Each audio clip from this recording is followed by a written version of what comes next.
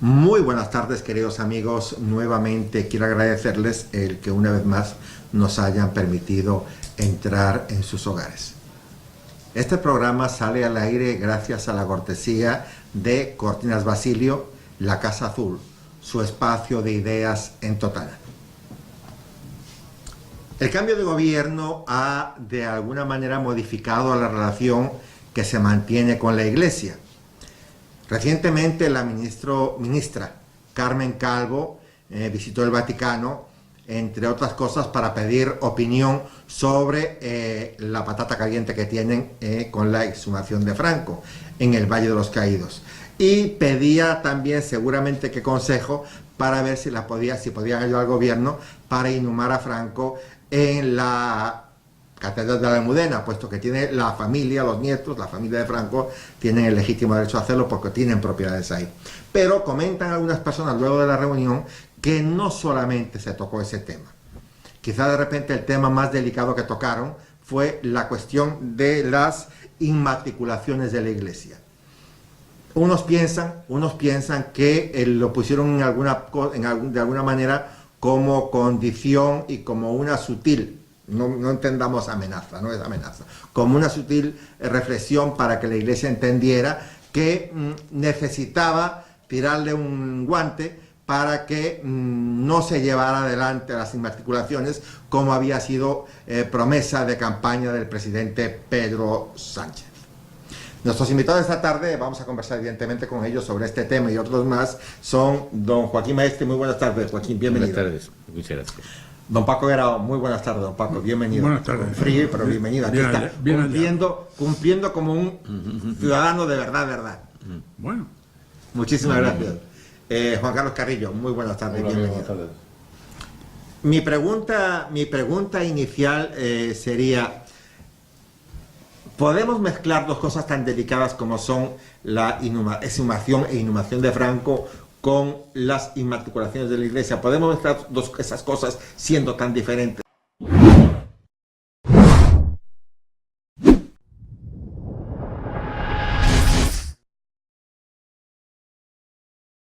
Hombre, poder, estos señores pueden hacer lo que quieran, porque evidentemente lo han demostrado.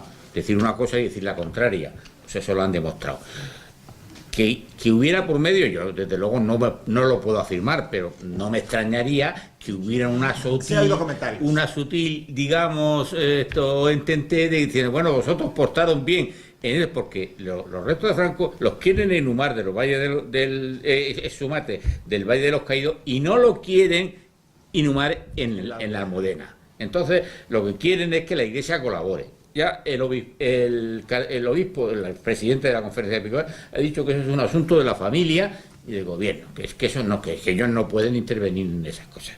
O sea, que es un tema, digamos, que estará ahí y Dios sabe cómo resolverá. Imagino que será, digamos, por alguna de estas leyes que se hacen ellos, que se sacan de la manga, por algún real decreto y punto. Esa es la cuestión. Pero que no me extrañaría que fuera una sutil... ¿Su opinión, don Paco? Presión. Creo que no tiene que ver en una cosa con la otra. Lo que pasa, le digo esto, lo comento porque cuando No tiene nada que ver una cosa con la otra. No debería tener que ver una cosa con la otra. Que no tiene nada que ver, a mi modo de ver, claro. Juan Carlos.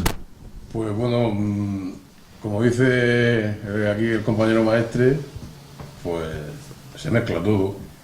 Y están con el tema de Franco, se le ha metido Franco entre pecho y espalda. Y bueno, pues si lo quieren sacar, yo cuando me enteré de lo de la Almudena ya hace un mes o por ahí, hice un comentario en Facebook y fue así. Eso es un disparate, o sea, se lo van a llevar al centro de... Ahora se lo van a sacar para llevárselo al centro de Madrid, a medio metro de la Plaza de Oriente, a que esté más visible. Y bueno, es algo que se le ha metido, como te digo, entre el pecho y espalda al Partido Socialista. De Franco es cierto que no se acordaba ya casi nadie, aquí hay personas menos jóvenes que yo, y bueno, Franco era una cosa que estaba ya en la historia, como la historia hoy en día, y más la española, se conoce poco, muchísima gente joven no sabe ni quién era Franco, y bueno, lo han puesto en primera página, y y te insisto, se le ha metido y como dice él, ¿que hay que cambiar leyes? Se cambian. ¿Que hay que variar otras para que no cuajen con lo que tiene que cuajar? Se hace. Entonces, como siempre, una inseguridad legal. Ponía esto simplemente como comentario por si había alguna relación y ustedes le verían, pero lo que me importa con los televidentes es la cuestión de las inmatriculaciones. O sea, primero que los televidentes sepan qué son las inmatriculaciones. Bueno, quizá por formación, aunque yo tengo estudios de Derecho, pero no me considero, porque no he hecho de mi profesión el derecho, sino otras cuestiones, eso sí, además lo he repasado y tal. Vamos a ver, la inmatriculación es una resolución administrativa que hace el registrador de la propiedad cuando hay un bien que no tiene ficha, por decirlo así, en el registro de la propiedad. El propietario puede solicitar, o sea, aquí cuando se dice que la Iglesia ha inmatriculado, no, la Iglesia no inmatricula, inmatricula el registrador de la propiedad. Ella hizo el proceso, ella hizo la solicitud. Ella solicita que se inscriba en el registro, que se inmatricule esa propiedad. Primero, esa inmatriculación presupone la propiedad. O sea, un señor que se considera propietario, una persona física o jurídica que se considera propietario de un bien. Le dice al registrador y debe de llevar la documentación correspondiente para inscribirla, o sea, abrirle una ficha a esa propiedad. Que es diferente cuando se trata de un bien que está registrado y que está registrado a otro nombre, porque en el registro de la propiedad pueden existir propiedades que tengan un titular de dueño y no ser de él, porque es otro el dueño, porque las formas de adquirir la propiedad pues son muy variadas y desde luego puede existir ese. Entonces no se hace una inmatriculación, lo que se hace es un expediente de dominio o un acta de notoriedad.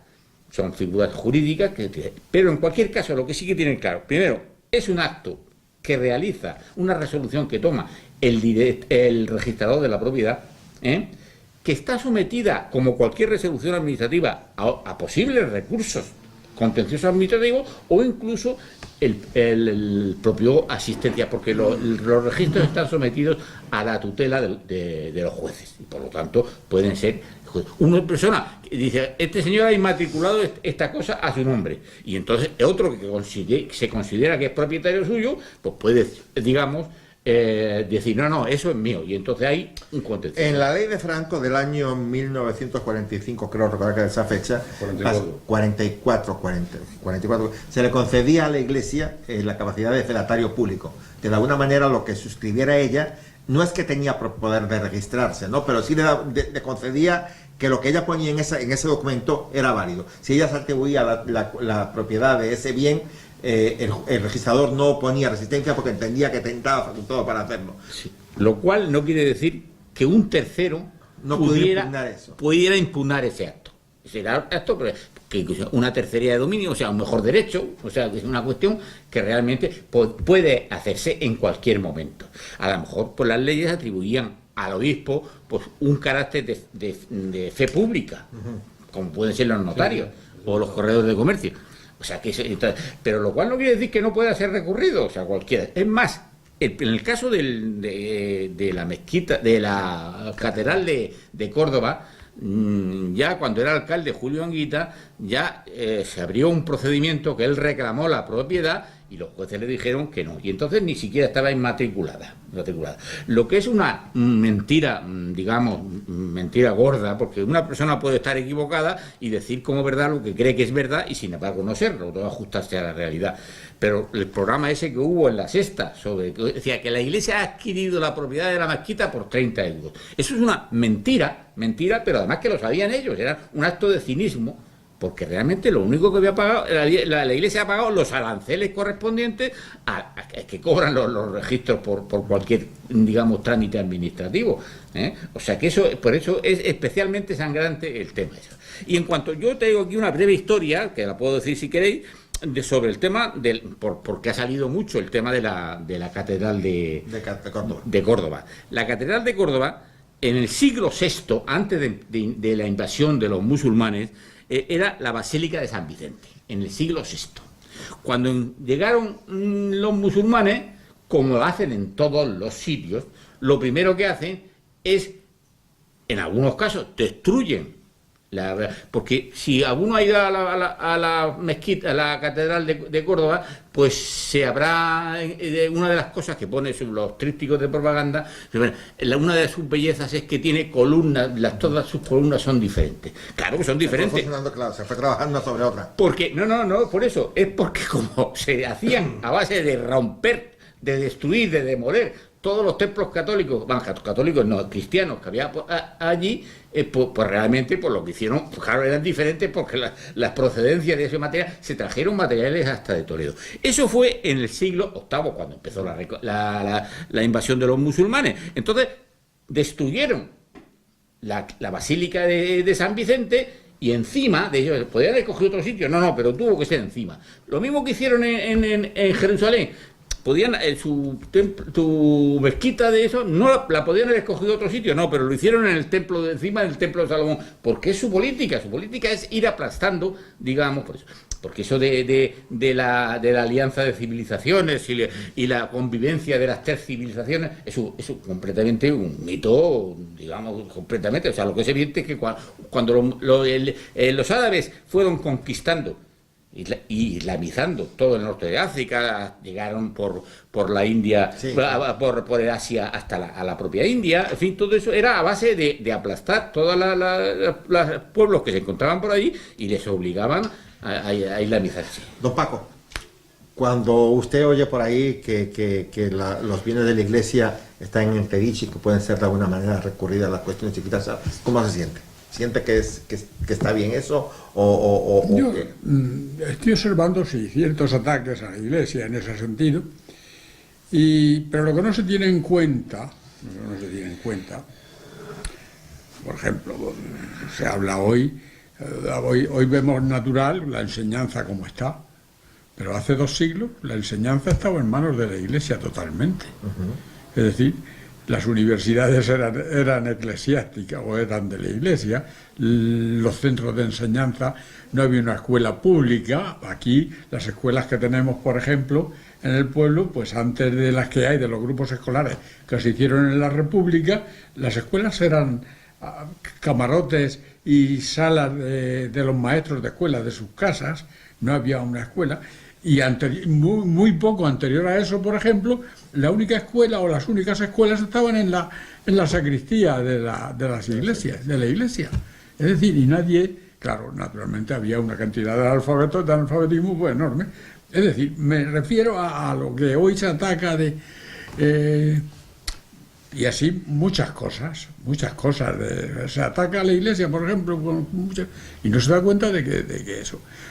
Aquí, por ejemplo, el instituto. Yo recuerdo que el único instituto que había en la comarca era el Instituto de Lorca, el Ibáñez Martín, hace 90 años, que antes de 90 años no había ni eso.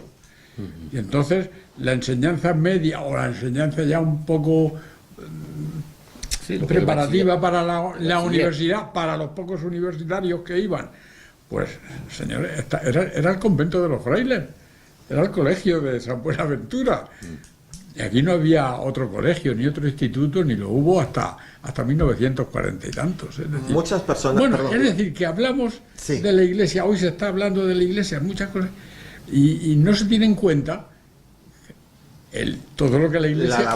La labor de la iglesia. Sí. En esos años, ya digo, en que no había nada público. Hasta el gobierno de la nación... Pues, ¿qué era el gobierno de la nación? Un señor al que el rey, un marqués, un tito tal, le encargaba el gobierno y no había más ministros, eran los que él quería y así sucesivamente. En fin. Sí, bueno, que antes cuando me habías preguntado me había dejado en el tintero lo de la iglesia, me he ido con el tema de Franco. Sí. Vamos a ver, como decía Joaquín, es que en 1944 el artículo 206 de la ley hipotecaria le da potestad a la iglesia en España para inmatricular. Uh-huh. Creo, y no equivocarme, que de ahí viene, o ahí podemos comenzar con esta historia. ¿Por qué se lo da? Porque durante la Segunda República se nacionalizan, no sé si habla de nacionalización o de requisación directamente, de bienes de la iglesia. Pero es que claro, anteriormente la iglesia, el edificio, el convento, el lugar de culto que construía el pueblo, que era el pueblo el que lo construía, las personas de un pueblo, eso no se registraba en los registros. Todo eso estaba sin registrar. A raíz de lo que ocurre con la Segunda República, termina la guerra, comienza la dictadura, y como compensación de alguna manera, Franco le permite registrar a su nombre. Sí, pero no los templos. Los templos... Sí, no, estoy haciendo un poco de... Es propiedades. Los templos son propiedades de ciertos edificios, entiendo, ciertas propiedades, como he dicho, que a lo mejor algunas de esas, tierra o lo que sea, habría que ver su historia particular para ver si corresponde Si es legítima esa, exactamente. Pero está claro que del mismo modo que el ayuntamiento de Totana podría ser que estuviese sin registrar como muchos ayuntamientos, porque se entiende que son casas del pueblo, del mismo modo la catedral de Córdoba o la mezquita de Córdoba, ¿de quién es? ¿Del Partido Comunista de España o de la Iglesia? Pues de la Iglesia. Del mismo modo que todos esos lugares de culto, insisto, estaban sin registrar. Claro, retomamos otra vez que surge ese... No quisiera llamarla inquina, sino hacer las cosas como siempre, algunas veces la izquierda y mal. Habrá que tratar propiedad con propiedad, propiedad por propiedad, pero una cosa, una mezquita, una iglesia, se entiende de base de partida que es de la Iglesia Católica, es propiedad de la Iglesia. ¿Qué hacen? Registrarla a su nombre. Si en ese proceso se han realizado algún registro que no está bien, como ha dicho Joaquín, se puede recurrir, se puede proceder a su recurso y se puede proceder. Pero ese cierto ataque o ese generalizar y decir, bueno, es que la Iglesia no es propietaria, una cosa, poner las propietaria de nada. Poner las inmatriculaciones a Juan, don Paco Garavio, como moneda de cambio para hacer negociaciones, pues no es éticamente correcto, ¿no? Yo ahí no Porque te puedo... Estamos hablando ahora de las inmatriculaciones que hay que revisar. Inclusive hay comentarios de Pablo Iglesias donde dice que las inmatriculaciones del año 98 en adelante tendrían que ser muy revisadas. Bien, entonces porque se revise, no hay ningún problema, pero partiendo de esa inquina o de ese ya generalizar y machacar a la Iglesia, como con el tema del IBI que ahora me comentabas que se iba a hablar, pues bueno, pues no, ¿a quién se le ocurre? Hombre, claro, la mezquita de Córdoba, por ejemplo, los ingresos anuales que tiene, ¿qué le interesa al Ayuntamiento de Córdoba? Gestionarlo. Que sean de ellos, por supuesto. Y el mantenimiento y lo que, bueno, Patrimonio Nacional también invierte. Todo ese patrimonio de la Iglesia, entre comillas, porque claro, lo construyen los fieles. La inmensa mayoría de edificaciones las hacen los fieles, ¿vale? Pero para la Iglesia, entonces, eso es indiscutible. Ahora, a partir de ahí, que entremos con temas políticos, donde ya se confunde la noche y el día, pues bueno, esto es lo de siempre, la propaganda y la tontería para confundir a la gente. Y dicho eso, si la Iglesia en algún momento se ha quedado con algo que no le corresponde, hay vías legales, ya lo he dicho, hay vías legales para recurrir, para que se revise, para lo que sea. Pero el hecho ese de mezclar, como tú dices, mezclar la inmatriculación con Franco, con el concordato, pues bueno, por la historia de siempre que no terminan de aclararse.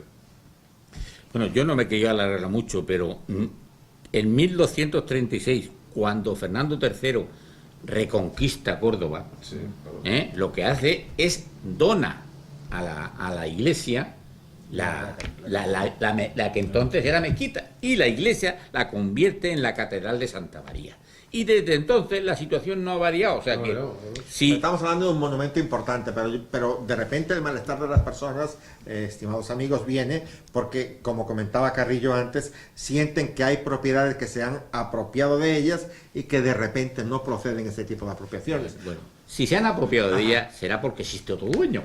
Digo yo, porque habrá otra persona. Bueno, pues esa persona está perfectamente legitimada para coger y recurrir la resolución del registrador de la propiedad, no de la Iglesia, que la Iglesia es simplemente un solicitante, y puede establecer en vía contenciosa administrativa, en vía administrativa, o incluso irse al juzgado y establecerlo. Pero que este tema ya se ha visto, o sea, me refiero que en el caso de la Catedral de Córdoba también ya ha habido un procedimiento judicial, porque cuando era alcalde Julio Anguita intentó, digamos, quedarse con la catedral, y el juez le dijo que no tenía legitimidad ninguna y que eso era de la Iglesia, era propiedad. Porque hay que distinguir mucho, que una cosa es la propiedad que tú puedes tener y otra cosa es que esa propiedad la tengas o no la tengas registrada. La mayoría están registradas porque nos conviene registrarlas porque obra prueba de que efectivamente es tuya, pero existen propiedades que no están registradas o incluso que el titular registral no es realmente el dueño, realmente el dueño. O sea, ya ese no sería la figura de la inmatriculación, como explicaba antes, sino la figura del expediente de dominio, el acta de notoriedad, en fin, la tercería de mejor derecho, en fin, hay figuras, procedimientos para hacerlo. Pero el que considere que la Iglesia, en ese proceso de inmatriculación que ha hecho, porque se las ha visto venir, pues que considere que recurra, no hay ningún problema, que recurra y que los jueces decidan. En este momento, perdón, don Paco. Perdón, no. Sí, diga usted. Sí. No, a mí lo que me asombra o me extraña es que precisamente esos bienes de la Iglesia, que son en su mayoría o en su inmensa mayoría monumentos nacionales, obras de una categoría extraordinaria, de orgullo nacional, motivo de orgullo, patrimonio nacional y de orgullo de los españoles, sí, de todos, ¿no? Como puede ser, pues eso, cualquier iglesia, la Catedral de Toledo, o la Catedral de Burgos, o la Mezquita de Córdoba, o la fachada de la Catedral de Murcia, por no decir, y la torre. Oye, y nuestra iglesia de Totana también, que es de un mudéjar, que tiene el artesonado mudéjar más grande del mundo, nuestra iglesia de Totana. Bueno, pues eso es motivo de orgullo para todos los españoles, debe ser motivo de orgullo, porque lo disfrutamos todos, porque es nuestro. Claro, lo que pasa es que es nuestro, es de sí, todos, es de cada uno, de todos y de cada uno de nosotros. Yo no me siento extraño en Córdoba, en la mezquita, ni en la Catedral de Toledo, ni en Burgos, no me he sentido extraño. Pero entonces le pregunto y la conservación, primero, y la construcción de esos monumentos, y después la conservación de esos monumentos. Se conservan iglesias románicas y góticas incluso y tal, y ahí están, ¿gracias a qué? Pues se conservan gracias a que la iglesia las ha conservado.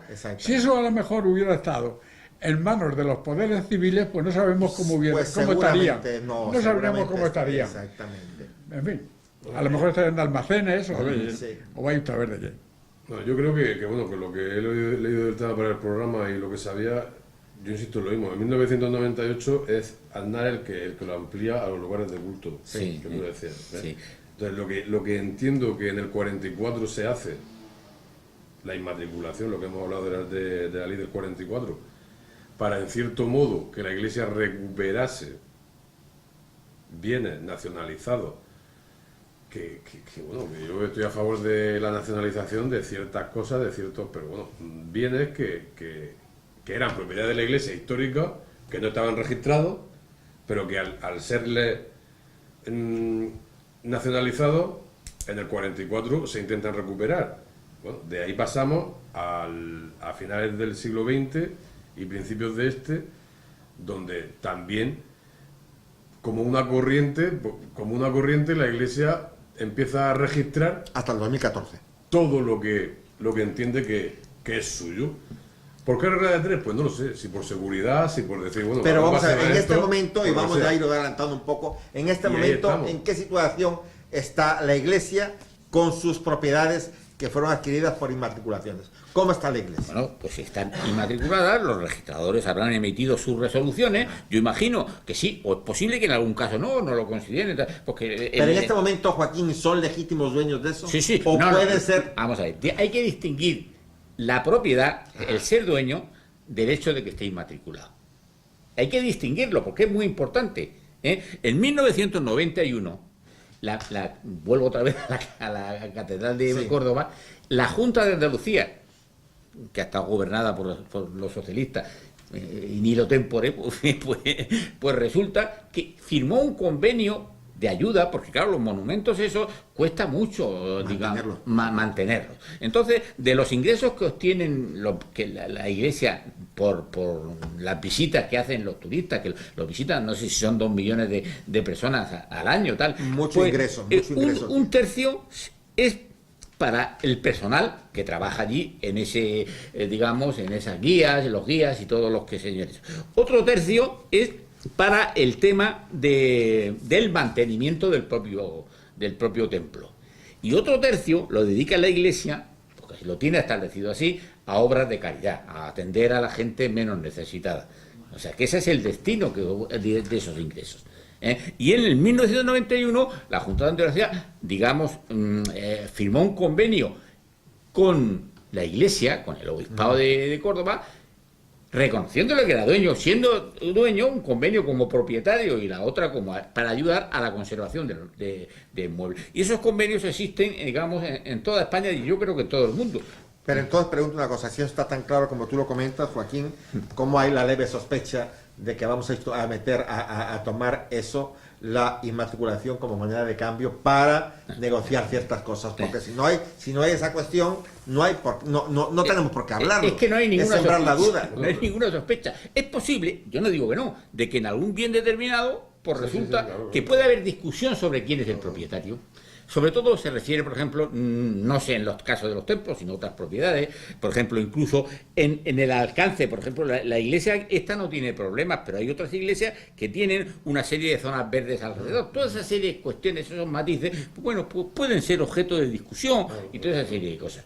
Pero aquí en Totana tenemos, por un lado, el templo, y por otro lado tenemos el local de Cáritas, donde se está impartiendo la labor que hace Cáritas. Pues ese bien seguro que está inmatriculado, porque fue una donación de un señor que lo donó allí y estará inmatriculado. Y estoy convencido de que ese bien, cuando se hizo la donación, la escritura de donación, seguro que la Iglesia lo llevó al registro y lo registró. Pero existen muchos, digamos, terrenos que estaban sin lo mismo que existe no solo en la Iglesia, sino gente particular que tiene una propiedad y no lo tiene inscrita. Las propiedades que tiene la Iglesia en este momento, como comentaba don Paco Guerao, están excelentemente cuidadas. ¿Okay? ¿Qué interés? Sí, mayormente. Sí, bueno, cuidadas. Evidentemente. Están bien cuidadas. Hay muchos convenios. ¿Qué interés tenemos en cambiarle de dueño con el peligro de no cuidarla de esa manera también? ¿Qué interés tenemos? El interés de crear cortinas de humo. Sí, polémica, digamos, atacar a la Iglesia, porque eso resulta muy progre, resulta muy, digamos, bueno, por supuesto hay gente que lo tiene como filosofía personal, o sea, que el atacar, les gustaría que la Iglesia no existiera. Podemos incluir también en ello la cuestión del IBI que está comentándose también. Bueno, lo del IBI es otra cuestión. Es otra cosa. Diferente a las inmatriculaciones. Diferente Sí, yo sí que hablamos de tema, solo quería hacer un pequeño comentario. Del 44 al 2015, al 98, se inscribe según fuentes, la Iglesia se registra en su propiedad de 40 a 60.000 propiedades, sí. Propiedades. Es lo que dice Joaquín, yo en los casos que escuchamos ahora de los cementerios de hace poco, de particulares que la Iglesia dice ahora que el nicho es suyo, claro, del 98 al 2015 se registran unas 4.500 propiedades.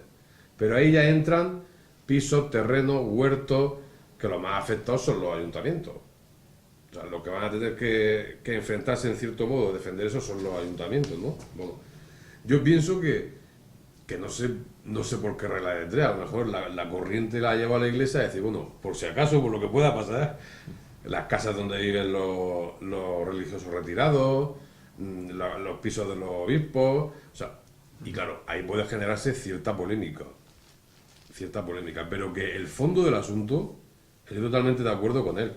Politiqueo barato,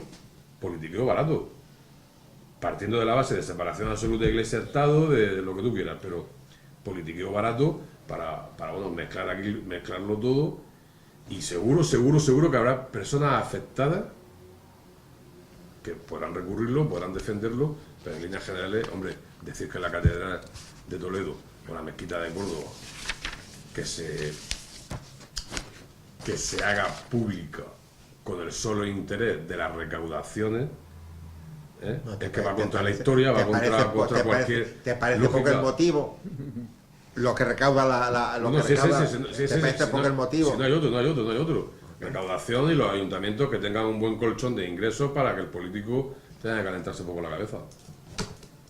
Sánchez se planteaba cobrar el IBI a la Iglesia también. Bueno, bien, vamos a ver, me decías tú que no estaba dentro del mismo paquete. Es un tema diferente. ¿Diferente por qué?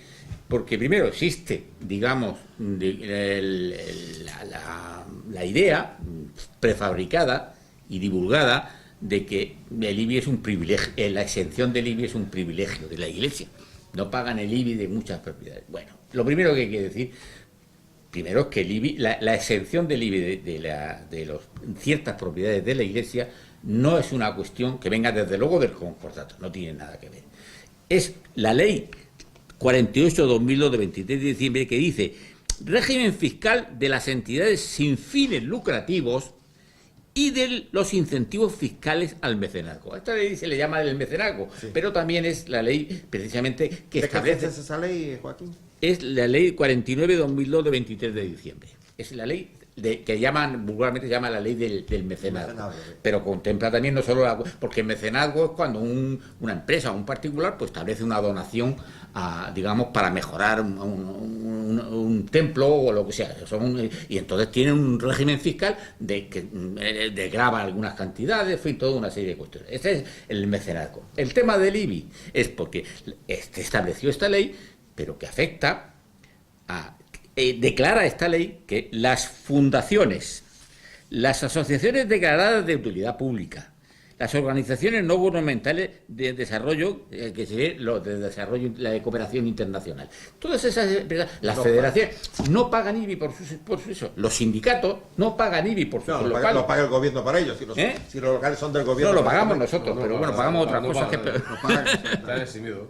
Eso de gobierno lo pagamos nosotros. Pero bueno, ¿qué quiere decir? Que hay que aclarar eso, digamos, sobre todo los sindicatos, las federaciones deportivas, todas las otros credos religiosos, la mezquita de Madrid, esa monumental que tiene, no paga el IVA. O sea, ¿por qué? Porque así lo declara una ley que establece que cuando no tienen un ánimo lucrativo, pues realmente siempre existe una frontera en la que al final te encontrarás con una propiedad que tiene ánimo o no tiene ánimo.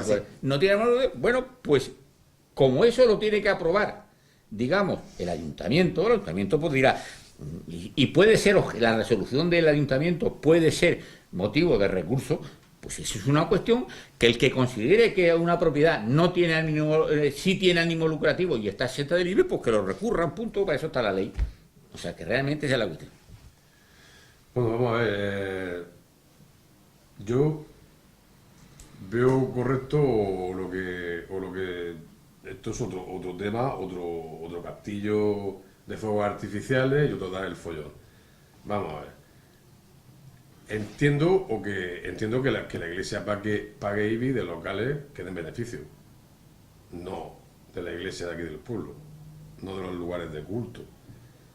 Si alguien que nos esté escuchando parte de la base de que la Iglesia tiene que pagar por todos los edificios que tiene el impuesto de bienes inmuebles, pues yo se lo hago extensivo a los partidos políticos y a todas las asociaciones, que como ha dicho él, por la ley de mecenazgo, cualquier asociación que ande un poco espabilada no paga IBI. Total, que aquí al final paga el IBI ¿quién? La familia. La familia normal, porque ya te digo, los comercios, el autónomo. Los IBI recaudan en España sobre los 10.000 millones, los ayuntamientos sobre los 10.000 millones de euros. En total ronda los 5 millones, solo en impuesto de bienes inmuebles. Un impuesto que yo siempre... 1 de cada 2 euros ingresan los ayuntamientos españoles gracias a los tributos propios que se deben al impuesto de bienes inmuebles. Vale. 1 de cada 2, al 50%. Vale, entonces es otra batalla, otra cortina, como he dicho, otro dar el follón con la Iglesia, ¿vale? La Iglesia tiene que estar en su sitio y el gobierno y el Estado en su sitio. Y si quiere, podemos hablar también de la labor social que hace la Iglesia. A eso les preguntaba. La labor que no social. Creo que la haga... a eso le preguntaba. Claro si uno pone en una balanza, don Paco Guerao, la labor social de la Iglesia y lo que le repercutiría pagar en IBE, realmente no estamos siendo... Yo creo que, bueno, actualmente los estados modernos, los actuales, porque claro, antiguamente, como decía, pues no pagaba nadie o había lo que había, en fin, bueno, pero los estados modernos ciertamente todos tenemos que contribuir al sostenimiento del Estado. Todos. Sí, pero es que en el Entonces, libro precisamente cuando contribuye el ahora Estado- ahí vienes que, como dice Juan. Carrillo, bueno, que deben estar exentos de esa contribución.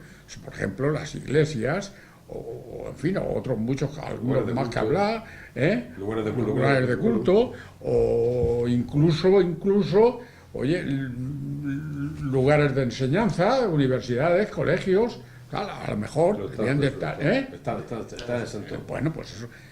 Pero tenemos que acostumbrarnos todos a que tenemos que contribuir ciertamente al Estado. Hay que contribuir todos. El Estado se mantiene de todos. Y ahora, tiene que ser de una manera eso, justa, equitativa y sin odios y sin revanchas y sin suspicacia, tal, y exactamente, suspicacia sí. de decir, oye, es que yo pago, tú no pagas, es que eso no paga, esto sí paga. No. Hay que hacerlo- por ejemplo, una noticia de hay que prensa. hacerlo- hay que hacerlo con justicia, Sánchez se plantea y con suprimir- equidad Sánchez se plantea suprimir las ventajas fiscales de la Iglesia y que pague el IBI. No solamente Iglesia, pues de repente tendría que decir, se plantea suprimir las ventajas Claro, fiscales de ciertas Sí, bueno, áreas pero de es ciertos Pero es que esa noticia es muy generalizada. Luego resulta que sí se plantea que quiere, y a lo mejor es de los lugares donde obtenga algún beneficio o alguna actividad económica, y si no, si es el presidente, yo estoy totalmente de acuerdo con él en cuanto a que los partidos políticos, sindicatos de sus sedes, locales, regionales, nacionales, sus afiliados paguen también el IBI. Y si no, que se elimine un impuesto que es, Bueno. yo estoy totalmente en contra porque uno ya paga su vivienda y ya paga su casa. Hay gente, se por pague la ejemplo- basura, que se pague el agua, se pague la tasa. Hay gente, por ejemplo, que dona sus bienes a A la iglesia. la iglesia. Yo he sido albacea de dos señores, de dos familias que dejaron sus bienes a la iglesia. Bueno, pues esos bienes pagaban la contribución y siguen pagando la contribución, como es natural. Si el hecho Como de es pagar, natural. de no pagar o no pagar, no depende de quién es el propietario, de quién, sino la función que hace eso. Por ejemplo, nosotros tenemos el local donde está Cáritas. Pues este local debería, por lo menos imagino, que estará exento del IBI porque no tiene un ánimo lucrativo. No tiene un ánimo lucrativo. Pero sobre todo, si el señor Sánchez quiere hacer eso, pues que coja, que modifique la ley, Claro. pero que la modifique, que trate a todo el mundo por igual. ¿Por qué va a pagar un local de Cáritas el IBI y resulta que la Federación Murciana de Fútbol no va a pagar el IBI? No tiene ningún sentido. O el sindicato UGT que tiene sus locales. Que tampoco tiene ánimo de lucro en principio, ¿no? Comprende, o Y sea, los partidos políticos lo que tampoco. tiene que hacer es Y ahí se modificar. agarran. Si no le gusta la que hay, la modifica y punto. Ya está. Es que Con si te justicia, acoges a la ley de ya. mecenazgo, toda asociación que no tenga afán de lucro no tiene por qué pagar el IBI. No tenga afán de Que no lucro. tenga afán de lucro. Y que tenga un interés social. Porque tiene que declarar, obtener la declaración de interés. Cáritas, Social, Cierto. benéfico o lo que sea. Sí, Bueno, bueno, al final, ¿quién paga el IBI? Los partidos no lo pagan, los sindicatos no lo pagan, El pueblo. las asociaciones no lo pagan, Siempre el pueblo. sí, el pueblo. la- Defensa no paga, tenemos- los particulares y la actividad económica. policía no paga. tenemos que saber que hay que contribuir al mantenimiento de No la sé Lo que Hay pasa, que don Paco, contribuir, que sí, esa sí. cuestión, cuando uno habla de estas cuestiones y quiere modificarlas, tiene que hacerlo con ánimo constructivo. Claro. O sea, pensando siempre que es lo mejor para todos. Para todos. Para todos. No, no, sí, y que ok. esos cambios son justos para todos. Y ser más exacto a la hora de dar los mensajes políticos, entiendo. Si el presidente de gobierno dice, la iglesia tiene que pagar el IBI, la iglesia tiene que pagar el IBI de los locales que Vamos a tengan, ver, que obtengan si algún beneficio. cuestiona las- y vamos matiza, a de cambiar los de bienes que no sean esto Y esto. vamos a cambiar de tema, pero por ejemplo, si tú cuestionas, como hablamos al principio, la idoneidad y la pulcritud de las inmatriculaciones de la iglesia, estás de alguna manera dejando soltar que no se hizo limpiamente. Y si de alguna manera también pones entredicho lo que es lo del IBI, estás también dando a entender que hay organismos, como por ejemplo la iglesia, que no está pagando el IBI. Entonces, de alguna manera lo que sucede, que estás generando una animadversión hacia ese colectivo. Entonces, habría que... Pues simplemente porque estás diciendo una verdad a medias. A medias, exacto. Y es una mentira. Claro. Es una mentira. Porque dice, la iglesia no está pagando el IBI. Y tampoco la Federación Murciana de Fútbol, ni la de Partido Atletismo, Popular, ni la ni otra, el tal, PSOE, ni el sindicato tal, ni ni la el policía, partido ni el político ejército, tal. Yo estoy convencido de que aquí en Totana tenemos el ejemplo de Cáritas, y después tiene una propiedad ahí al lado de lo que era antes del cine español, el edificio ese que fue objeto de una donación. Pues antes esos locales los alquilaba la iglesia. Bueno, pues estoy convencido de que eso estará pagando su IBI correspondiente, Claro, porque había un IBI. Eso fue una donación de una señora que dejó sus bienes, Sí, su bienes. en herencia a la iglesia. O punto. sea, que quiero decirte que Y esa no hace está falta, pagando su pero para eso no hace contribución falta como modificar la ley. Simplemente que se cumpla. Que se cumpla. Simplemente que se cumpla. Ahora, tú Pero que quieres la cumplan modificar- todos. Ahora, explica, por ejemplo, dice, no, vamos a hacer pagar a la iglesia el IBI, pero al sindicato tal, no. Y a la federación, no. Explícalo. Y te lo llevas a las Cortes y ya hablaremos a ver qué realmente tiene razón con eso, a ver cómo lo vendes, y no decir estas cosas que no son nada más que ataques a la iglesia, porque eso resulta muy progre, Sí, resulta pero muy, que muy seguro de que se va a izquierda. quedar en nada. Que seguro que se va a Que quedar nada, en que no va a quedar en nada, esto que es se va a quedar cortina en de humo. nada. O sea, es que. Además, que está la ley de mecenazgo, que es que estoy con él totalmente. Es que se acogen a la ley de mecenazgo y punto. Y pagará IBI de las propiedades que obtengan algún beneficio, que lo veo correcto. Bien, perfecto. De rentas, de arrendamientos, de. Bien, punto. Eso es una cosa que habrá que espabilar. Pero Que los sin ayuntamientos sin tendrán que inquina, espabilar. sin odio y sin. Las cosas como tienen que hacerse. Si el local que tiene ánimo Cáritas, pues digamos, dejara de establecer la función de Cáritas y lo alquilase para... Es más, tiene yo no sé si el trozo que tiene la confitería, eso no lo es. Pero bueno, Pues pagaría entonces. entonces pagaría, pues si no hace falta eso no es. modificar la ley para eso. Ahora, ¿quieres modificarla? ¿Quieres hacer, digamos, decir, no, que la iglesia pague de todo? Bueno, pues entonces también las iglesias evangelistas, las musulmanas, mezquitas, mezquitas. las sinagogas, toda esa serie de cosas. Bueno, bien, pues cámbialo. Hay que distinguir lo que es el mecenazgo del régimen fiscal de las sociedades sin ánimo de lucro. Porque el Quisiera mecenazgo- también un comentario de ustedes, una reflexión de ustedes, y si me gustaría, ¿qué opinión les merece lo sucedido? No lo sucedido, el espectáculo que vimos ayer en la televisión de Alsasua. Bueno, yo pienso... ¿Qué le parece eso? Pues a mí me parece un espectáculo lamentable. O sea, estamos ante un territorio de España.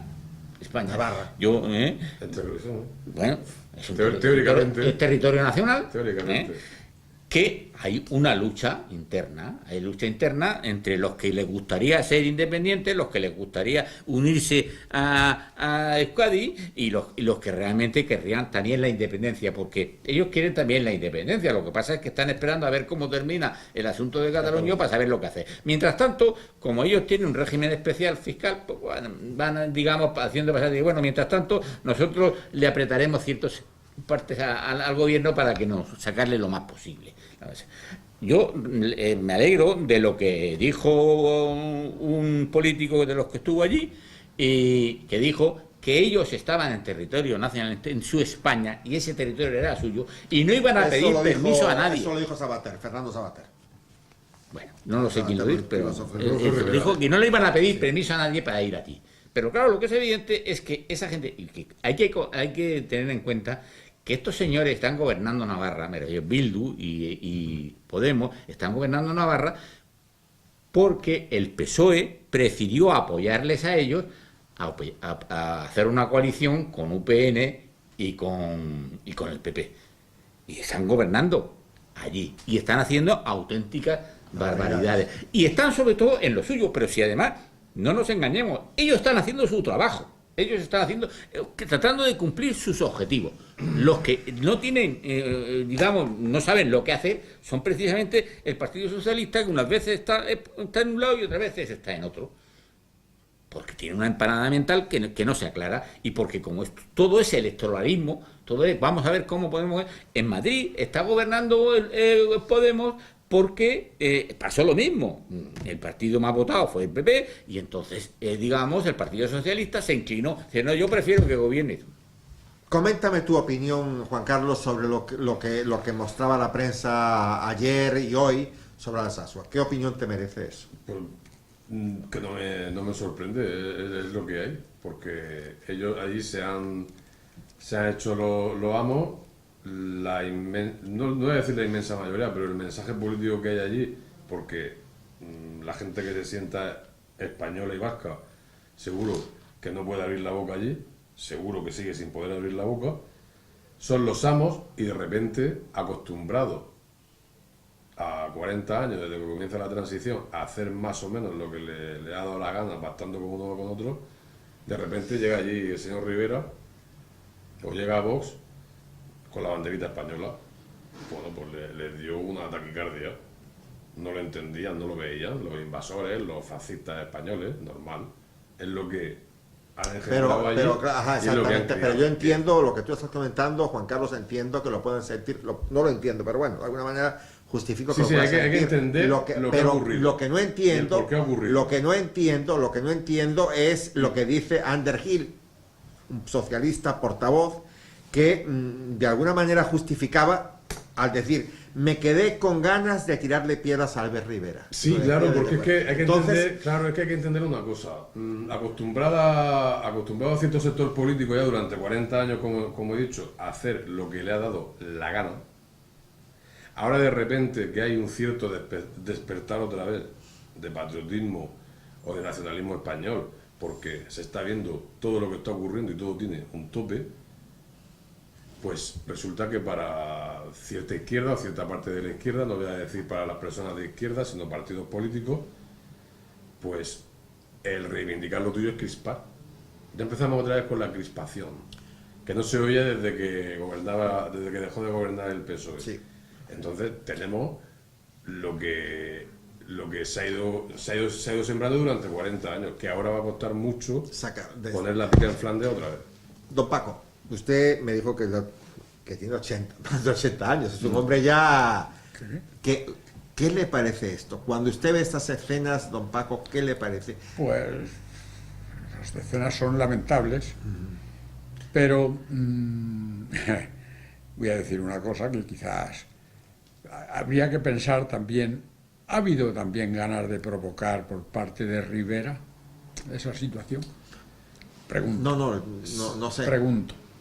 Yo creo que como le ha surgido... ¿Ha habido ganas de derecha, provocar también? Sí, no, que como le ha surgido Vox por la derecha con ese mensaje tan nacional, tan sin complejos, Pero yo estoy con él en lo que dice. usted, sí. ¿A cuento de que, si no has sido en 20 años, no has ido desde que fundaste el partido, a cuento de que vas ahora?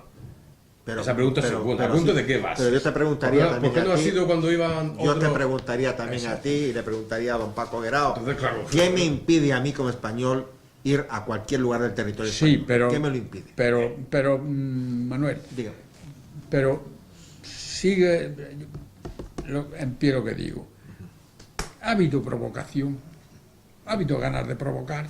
Te lo voy a explicar un No, poco. el hecho de ella es bueno, provocar. voy a ver si El voy a hecho de tratar, ella es provocar. lógicamente. Porque va a un territorio que ya Vamos a ver. muchos Si entienden yo- que no es tuyo.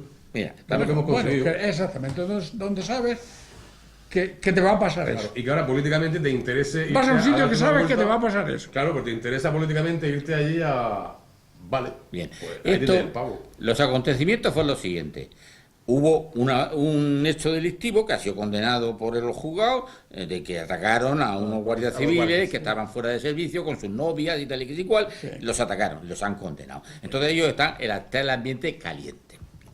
Entonces hay, digamos, un grupo de gente de allí, convoca una manifestación, ellos convocan una manifestación de apoyo a la Guardia Civil, porque claro, ellos lo que quieren es echar a la Guardia Civil, echar a la Policía Nacional y lógicamente Que lo el paso están, que siguiente. lo están logrando ya. ¿Eh? Ya lo están logrando.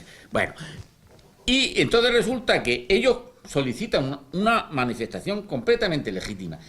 Y los otros que quieren armar bulla, porque todo esto parte, porque ese problema no existiría si estos señores tuvieran una gran mayoría. Ellos lo que quieren conseguir son adeptos, quieren la propaganda, la fanfarria, tal y cual. Porque realmente es un problema de equilibrio de fuerzas que realmente se está luchando allí, porque o eso sigue siendo España, o los otros que no quieren que siga siendo España.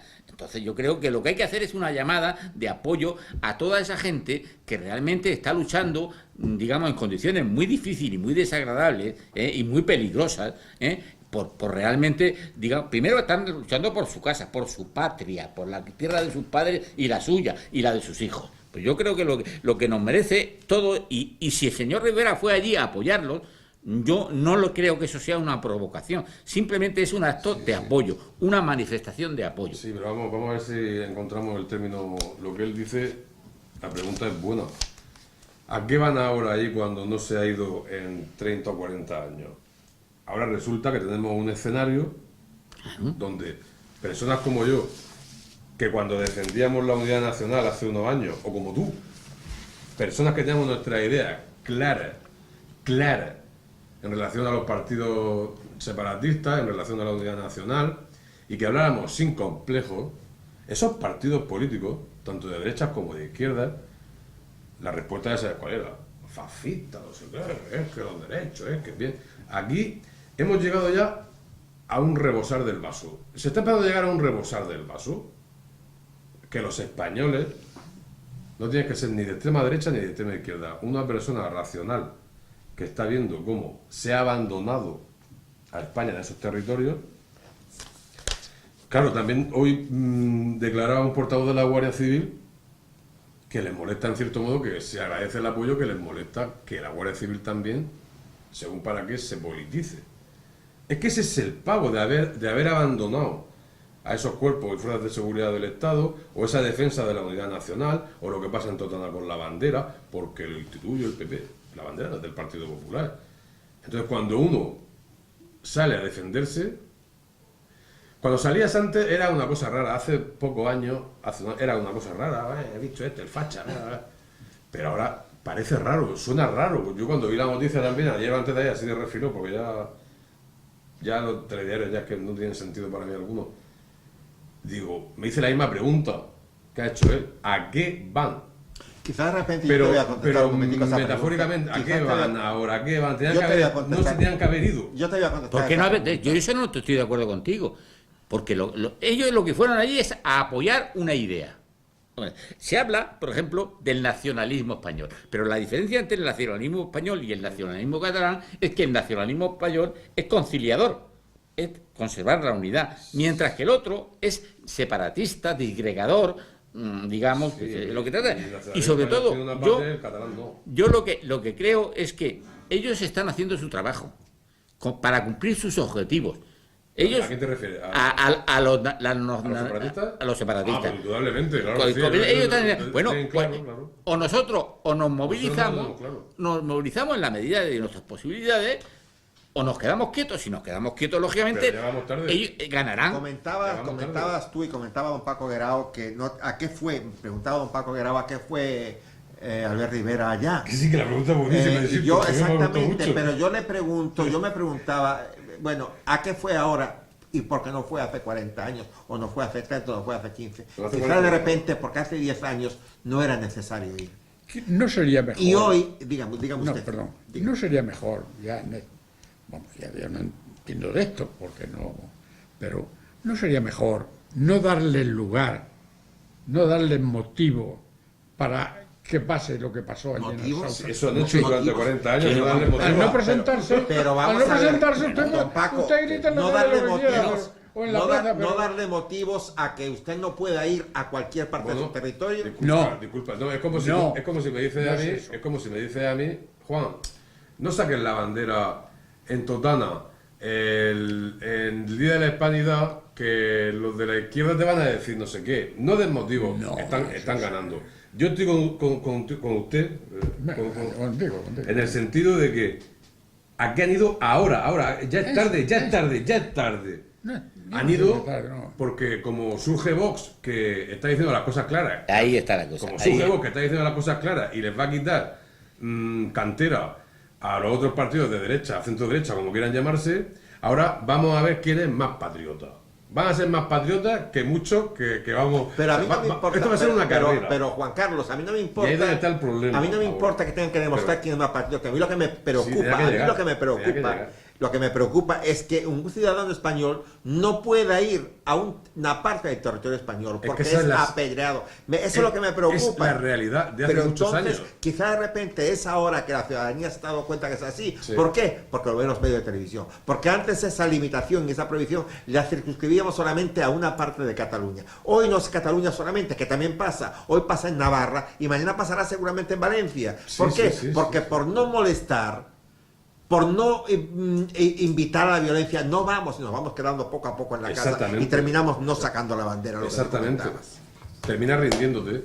El surgir, el que Vox haya roto el cerco mediático y haya llegado con ese mensaje a muchos españoles que no tenían ese discurso, está haciendo en la derecha que a ver quién va más. A mí lo que me llama la atención, en esa reunión de allí, de don Paco, en Alsasua, había lo que se llamaba el carnicero de Mondragón. Ese hombre tenía en sus espaldas 17 muertos, ¿ok?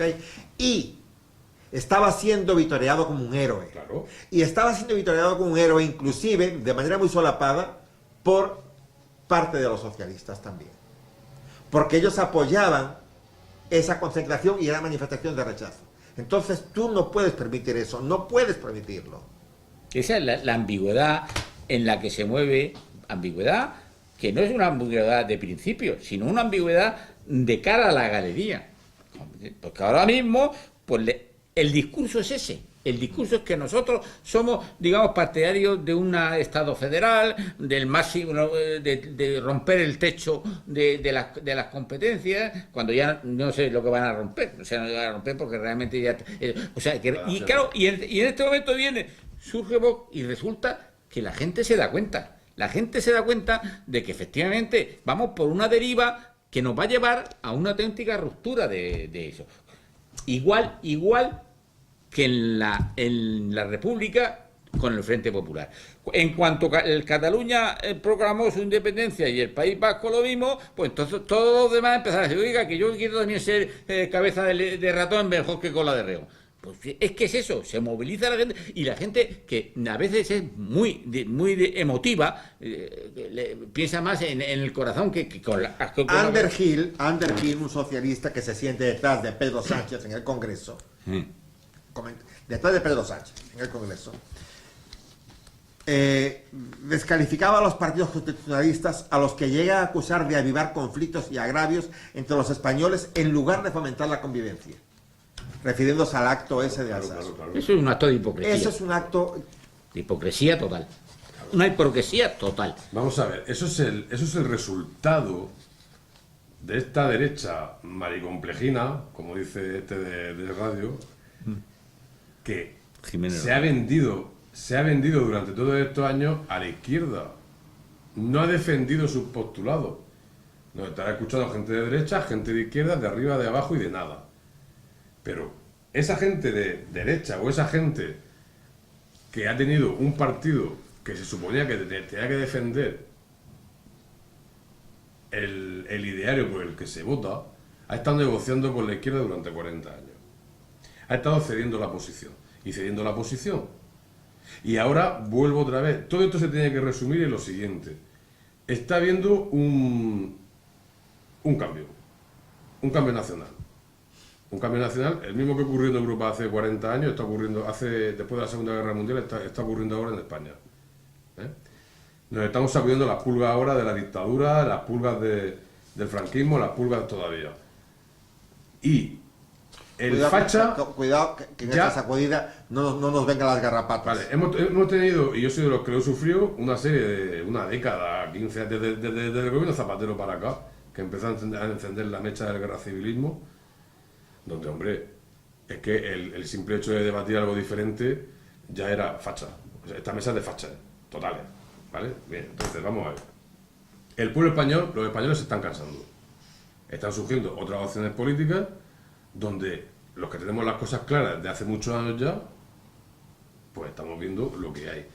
Lo de Alsasua, es que es normal, es que todo lo que no sea pensamiento de izquierda, como está tan hundido, como está tan machacado, como está tan aniquilado, el argumento ahora es, si ven que hay un auge de la derecha, o la llamada extrema derecha, es que crispas, es que no, oiga, estoy defendiendo mis ideales y mis postulados. Lo peligroso, y si me apoya la gente y me vota, lo peligroso de toda no esta situación, Juan Carlos, es que lo que sucedió en Alsasua, que es totalmente reprobable, pero es que no me sorprende nada, sea justificado por el partido de gobierno. Es que no me sorprende nada, pero es que mientras que la izquierda no se espabilen ya de una vez y se dejen la tontería de la bandera y sean patriotas y sean una izquierda social y nacional, que se quiten los complejos, va a tener que estar dependiendo de los partidos separatistas para gobernar.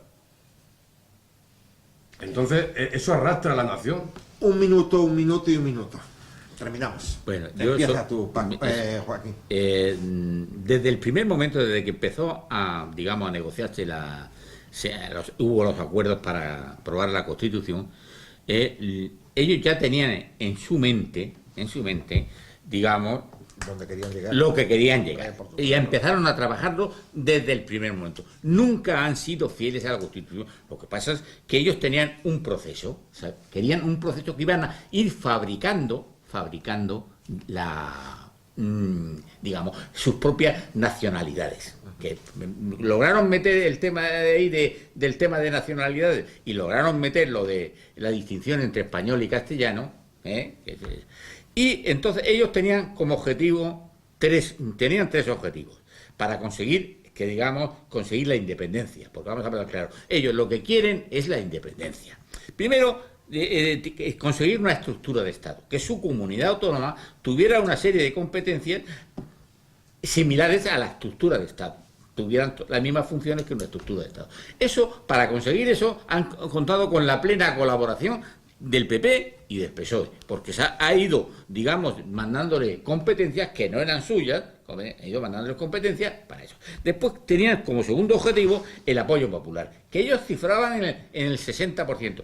¿Para eso qué hacían? Pues lo que hacían es una labor de ingeniería social y adoctrinaban desde desde las escuelas a los niños pequeños, desde los medios públicos de comunicación y desde las asociaciones independentistas, financiando con dinero nuestro, de todos los españoles, financiando eso para conseguir que vaya subiendo la cuota de la gente que se considera nacionalista, porque va envenenándolo y llenando, sobre todo de mentiras, adoctrinando, porque adoctrinamos todos, pero realmente cuando se adoctrina con la mentira, estás engañando al pueblo sobre el que estás gobernando. Y después el tercero, el reconocimiento internacional. Pues bueno, en la estructura del Estado, porque dependía de los gobiernos y les interesaba a ellos el apoyo en ese momento de los nacionalistas, lo mismo que necesita ahora el apoyo de los nacionalistas el Pedro Sánchez, y por lo tanto le va a dar lo que quieran. Pero los otros dos objetivos no los ha conseguido, y si espabilamos un poco probablemente logremos cortar el tema del adoctrinamiento, porque el apoyo internacional no lo va a tener nunca lo va a tener. Voy a dejar a un Paco Guerrero para el último por la edad que tiene. Juan Carlos. Bueno, yo este tema casi ya me aburre, porque yo soy mucho de los que tenemos las ideas claras, las tenemos claras, lo estamos diciendo muchos años. Estamos llegando a un punto donde está ocurriendo lo que tenía que ocurrir por ciencia política, un auge, pero no un auge de una extrema derecha que vaya aquí a echar a los inmigrantes ni las tonterías que dicen, no, de un sentir nacional que creo que va a derivar en que o se cambia la ley electoral y se quita poder, se legalizan los partidos separatistas, se cambia la ley electoral, se da poder al pueblo, que sería para mí la solución del 95% de los problemas, o como sigamos en manos de estos partidos políticos, que solo miran por su interés y que están vendiendo, porque cuando se habla de... Es que la derecha también lo hizo, negoció con los separatistas, sí, hombre, la Cámara, pero un pacto tan fuerte de gobierno, donde tan descaradamente ahora se están planteando a ver por dónde sacan a los que hay... Pero también te digo una cosa, Juan Carlos, de aquellos polvos estos lobos... O se le quita el poder que tienen los partidos políticos tan impresionante y se cede al pueblo y se acaba con las listas de partidos y se legalizan los partidos separatistas, o yo lamentablemente lo estoy diciendo mucho, vamos camino de un problema serio en España. Don Paco, díganos algo que nos lleve a la cama por lo menos con cierta esperanza. Usted con su edad. Estaba pensando en eso, pero dígame algo, déme un mensaje en eso. Yo esperanzador. Estos señores, estos amigos, han expuesto un tema que te deja un poco así, con temor y tal. Yo no veo el problema así tan tan claro, ni tan acuciante, ni tan grande. Yo creo que todo se solucionará. Y seguiremos votando todas las legislaturas, y seguiremos eligiendo a nuestros alcaldes, y seguiremos eligiendo a nuestros gobiernos, etcétera, etcétera. Yo no veo esos problemas políticos en España, la verdad. Usted ve A lo mejor sé menos de política que... Usted ve la España, don Paco, usted ve la España de hoy, del 2018, como la España simplemente del 2000, por ejemplo, 18 años atrás. ¿La ve igual? ¿Siente que no hemos empeorado, pero empeorado literalmente? Bueno, voy a decir una cosa. Vamos a ver. Cuando una situación se empeora cuando económicamente se nota en los bolsillos y en el poder adquisitivo de la familia, y en eso, entonces es cuando da miedo a mí. Pero esa no es la situación. Esa no es la situación. Si vemos nuestras calles están llenas de coches. Pero llenas de coches. En todas las casas hay tantos coches como habitantes. Por ejemplo, bueno, esto ya es, aunque sea, pero si vas al cementerio, yo el otro día fui al cementerio y vi la parte nueva que han hecho y tal, y pensé, digo, pero cuánta gente rica hay en mi pueblo. Entonces, o sea, si somos ricos, tenemos mucho que perder. Yo no veo el problema así tan acuciante, ni mucho menos. ¿Me vas a permitir que comente una cosa? En 1930, en Alemania, estaba fatal, porque el Tratado de Versalles, que le imponían reparaciones de guerra tremendas, y fue, vamos, por aplastar, el pueblo estaba hasta las narices. Claro. Entonces, y tenían al lado de su otra frontera, pues tenían a la Revolución Rusa, digamos, diciendo que no se iba a quedar en su casa, que lógicamente lo que quería es que todo el mundo fuera, digamos, comunista. Bien, y entonces apareció Hitler, y dijeron la gente, bueno, vamos a dejarle que digamos, vaya tomando terreno, porque nos va a quitar a los comunistas de encima. Bueno, pues acabó la cosa como acabó. O sea que bueno, vamos a aprender de la historia. Sí, pero vamos a aprender de la historia. Eso, Joaquín, eso no es comparable con lo de España, porque un Hitler es una persona, digamos, irrepetible. Yo un segundo, el problema que veo... Un segundo y terminamos. El problema que veo es que sin Hitler, sin guerra y sin tiro, van a conseguir lo que con tiro y con guerra no han conseguido. ¿En qué sentido? Lo van a conseguir con esta política ruinosa, chafardera, de intereses, y lo están consiguiendo. Entonces van a dar lugar a una reacción, lógicamente, una reacción que no se sabe por dónde saldrá. Si no se ataja esto de raíz. Y la izquierda española no se pone en su sitio ya y termina de tontear tanto con separatistas, porque ellos lo tienen claro, y los que parece que no lo tienen claro son ni la izquierda, ni la derecha española, ni los partidos nacionales. Vamos a... ¿Qué guerra? Seguro que no. Yo te he entendido el planteamiento. No. Si lo van a conseguir sin pegar un tiro. Bueno, vamos. No llegamos a un acuerdo, don Paco. Sí, exactamente, al Sasua. Juan Carlos, perdón, muchísimas gracias. Don Paco Guerrero, muchísimas gracias. Joaquín Maestre, muchísimas gracias. Gracias a ti. Y a ustedes, queridos amigos, espero que se hayan informado o comentado por nuestros invitados. Hemos hablado de las inmatriculaciones, hemos hablado del IBE y hemos hablado desgraciadamente también de los sucesos de Alsasua. Desgraciadamente. Los espero la próxima semana, Dios mediante, a esta misma hora. Hasta tanto, que tengan muy buenas tardes y muchas gracias.